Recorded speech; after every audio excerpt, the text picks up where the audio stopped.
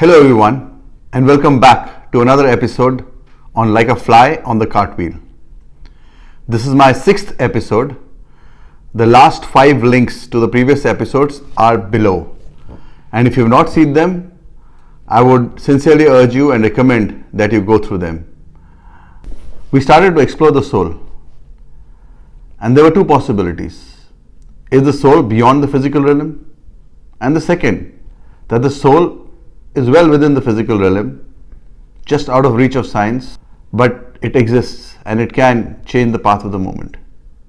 And I closed my last video questioning that do we really understand the physical world that we inhabit? Or are there parts and areas which science has not explored yet? So with this, I step into this video, and in this video we will go very deep into the physical world and try to see how much do we really know about this physical world. We all believe that we know a lot about the physical world. All our 5 senses tell us a lot about what is there out there.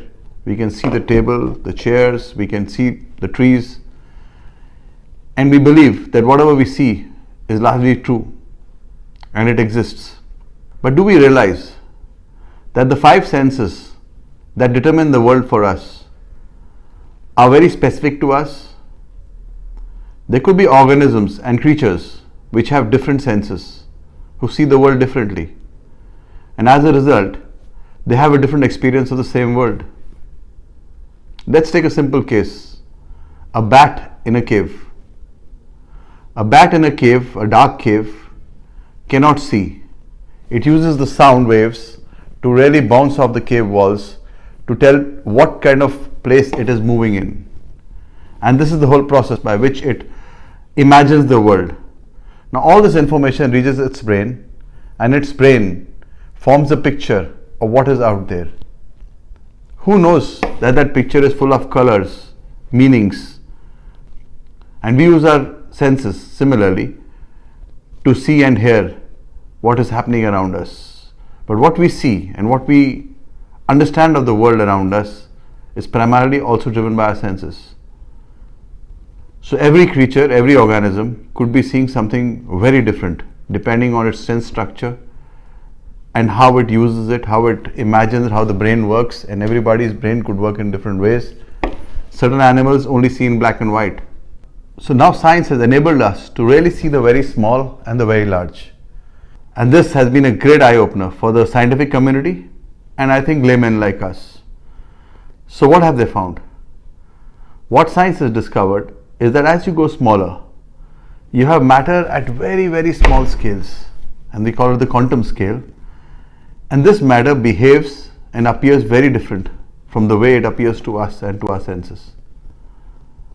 So the first thing that science has found is that all this matter that we see around us and we feel, this table, this cup, or anything which is physically visible to us, our own hands, our own face and eyes, all these are 99.99% empty space. Yes, I know some of you may be surprised, some of you may know, but if you think of an atom, which is one of the smallest entities of matter, and if you were to blow up an atom to the size of a football field and try to see what is there inside it, you would find that the nucleus is like a grain of rice in the center, a small grain of rice in the center. And the electrons around it are like small particles of dust dispersed by huge distances. So clearly, if you were to stand in that football field, which is an exploded or an enlarged atom, you would really find a massive amount of empty space. And maybe you'll see no matter at all. I mean, until somebody focuses your mind towards those entities of matter. So whatever we are seeing, this hard table that I am seeing right now, or this cup, is fundamentally empty space. But it is our senses and the way we are structured, the size and scale at which we are structured, makes it seem like it's very solid, it's very fixed, doesn't change much, and that's how we see it. But it is actually really empty space. And you don't have to take my word for it. Whatever I am saying today in this world of Google You can go and search this out on net and see it in any forum. You will realize this is true. Now that's the first thing. Now what's the second thing which science has found? What science has found is that this matter, the small tiny quantum matter, which is what makes all of us, everything which is my body, which is the table, which is the cup, is fundamentally a very different creature than what we see it in a hard form the way we are seeing it now. Interestingly, this matter at that small scale seems to exist in many positions at the same time. Now imagine there is a table, the same table is here, it is just next to it and next to it and next to it, and it's spread all over this room, that you have tables, and that's how this matter seems to behave. The same proton, the electron, even an atom seems to be in multiple spots. It seems to keep all its options open. And now your question would be, then as a result, when does it freeze up and when does it become something like the way I see it?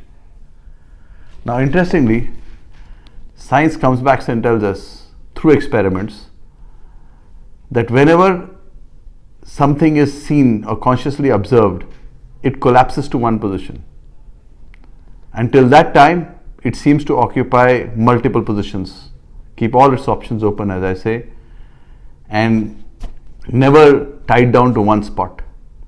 And the moment you try to look and try to see where this electron is, or a proton is, or the atom is, it suddenly seems to freeze up completely out of its almost free will at any one of the spots.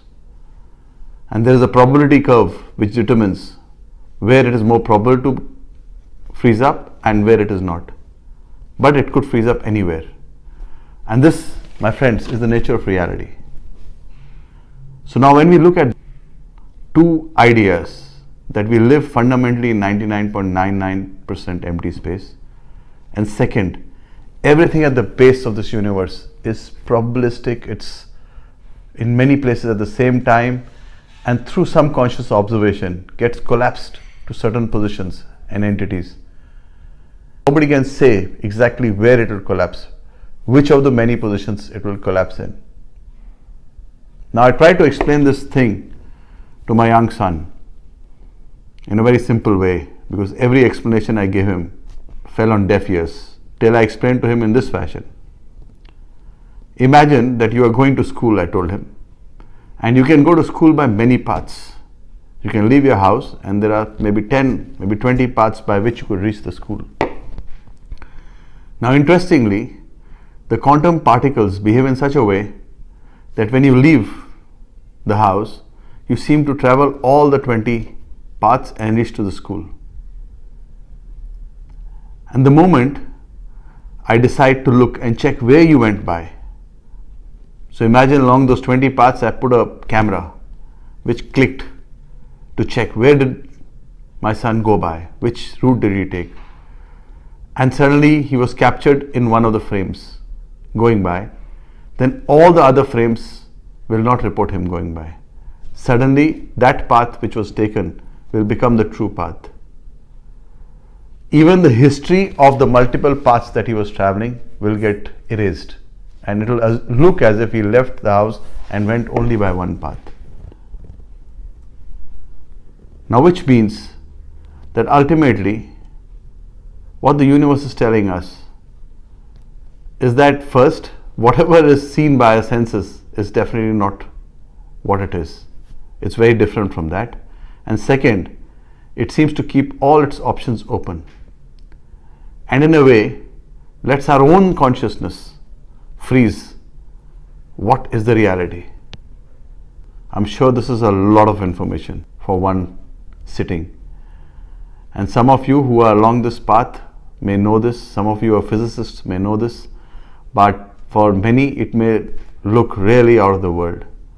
So I drop off here, and then in the next video we will pick up more startling scientific facts, which I assure you will shock you even more than what I have just said. But please mull over these thoughts, because what this seems to point is the world is not so fixed and stable as we see it. it is very alive and very choosy about how it freezes into one frame versus another. And interestingly, we as conscious beings seem to be playing a role in that. Now, isn't that exciting? Now, with this, I end this video. I would really ask you to subscribe to this channel. This is the red button on your right lower corner, and then like this video. Like I've said before, it really motivates me. And thank you so much for your time. See you soon.